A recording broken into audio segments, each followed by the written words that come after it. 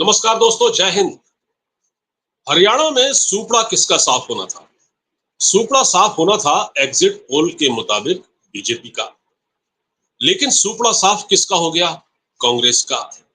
सारे राजनीतिक पंडित हैरान और परेशान हैं कि आखिर ऐसा क्या हो गया, ऐसा कौन सा चमत्कार भारतीय जनता पार्टी ने कर दिया कि वहां कांग्रेस को लेने के देने पड़ गए। राहुल गांधी भी कहीं नहीं दिख रहे हैं। कुछ लोगों का कहना है कि शायद वो कहीं बाहर चले गए हैं। अक्सर चुनाव के बाद आराम करने के लिए चले ही जाते हैं।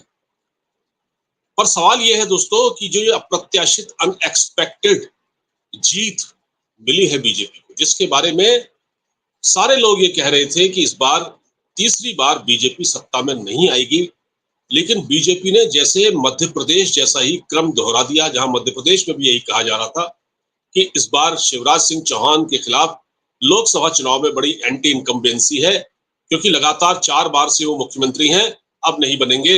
लेकिन वहां बीजेपी जीती और भारी मतों से जीती। मतलब सारी की सारी सीटें बीजेपी ने मध्य प्रदेश में जीती। लेकिन हरियाणा में क्या हुआ? हरियाणा में भी 2 बार से सरकार बीजेपी की थी और ये तीसरी बार रिपीट हुई है, हैट्रिक मारी है बीजेपी ने। तो क्या आखिर कारण रहा? बीजेपी के पास वो कौन सा जादू था? वो क्या कोई अलादीन का चिराग था जिसने हरियाणा जाकर बीजेपी को रोशन कर दिया? ये क्या था आखिर? अब इस बात का पता चला है, दरअसल ये कुछ नहीं था। ये था योगी आदित्यनाथ का जादू। ये था उत्तर प्रदेश के सीएम योगी आदित्यनाथ की क्रेडिबिलिटी का, मतलब सब कुछ किया हुआ उनकी क्रेडिबिलिटी थी। असल में हुआ ये दोस्तों, चुनाव के दौरान, चुनाव प्रचार के वक्त जब ये सारे चैनल दिखा रहे थे कि कांग्रेस तो बस अब जीत चुकी है, और इसी गफलत में कांग्रेस ने आम आदमी पार्टी से अलायंस भी नहीं किया, तो ये हो क्या गया? अब ये सामने आ रहा है, चीजें निकलकर जो सामने आ रही हैं कि योगी आदित्यनाथ के भाषण ने हरियाणा में जबरदस्त असर डाला है। न सिर्फ सामान्य वर्ग के वोटरों पर, न सिर्फ जाटों पर, न सिर्फ ओबीसी पर, न सिर्फ दलितों पर। हरियाणा में जो जातिगत खांचों में बटा हुआ वोटर था, वो वोट बंटने से बच गया। यानी राहुल गांधी ने साम दाम दंड भेद सब कुछ अपना लिया। आरक्षण, जातिगत जनगणना, जातीय जनगणना और पता नहीं क्या क्या उन्होंने वहां घोषणाएं की उनकी पार्टी ने, लेकिन कोई झांसे में नहीं आया। क्योंकि योगी आदित्यनाथ ने बात ही वहां ऐसी कर दी कि वो लोगों के अंदर तक बैठ कर गई, लोगों के दिल की गहराइयों में वो बात उतर गई। लोगों को समझ में आ गया कि देश का नेता Rahul Gandhi, leader of opposition, और उसकी पार्टी हिंदुओं को बांटने का काम यहां कर रही है, जो कि हम नहीं होने देंगे। हिंदुओं ने ये ठान लिया कि अब हम नहीं बटेंगे। तो योगी आदित्यनाथ ने वहां क्या कहा था चुनावी जनसभाओं में?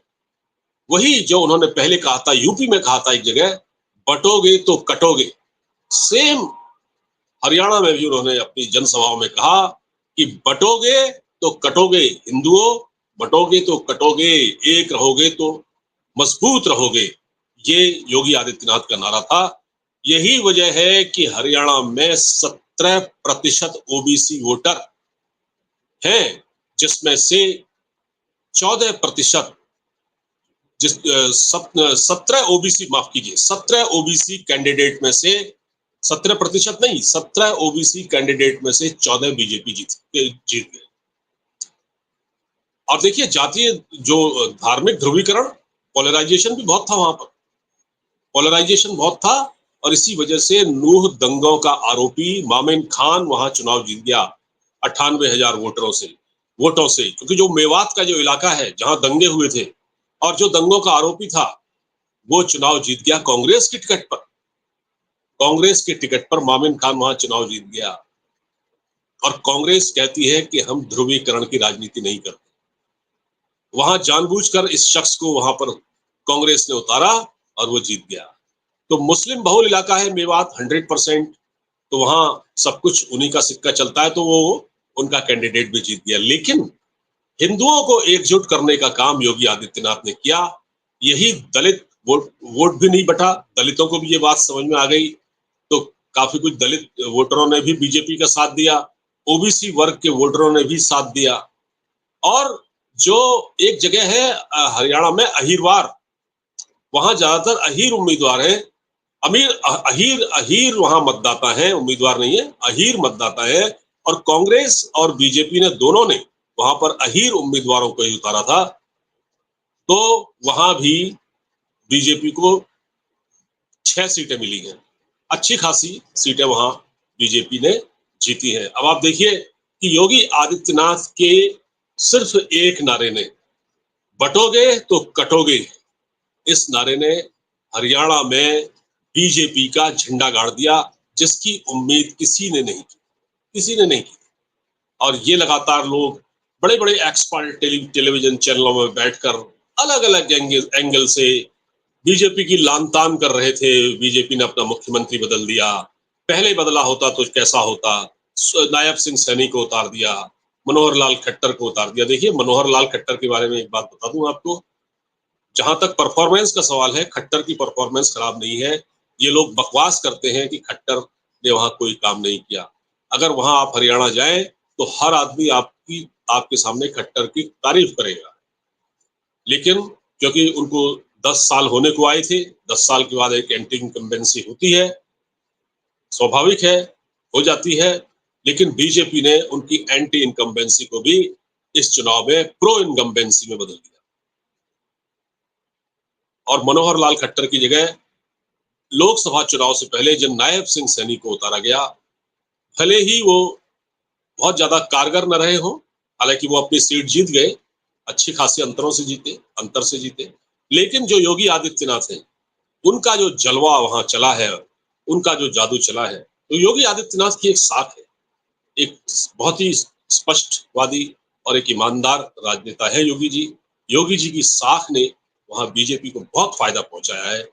बटोगे तो कटोगे का नारा देकर उन्होंने हिंदुओं के वोट को कंसोलिडेट किया और उसको बंटने से बचा लिया, न सिर्फ दलितों में, न सिर्फ ओबीसी में, न सिर्फ सामान्य श्रेणी में।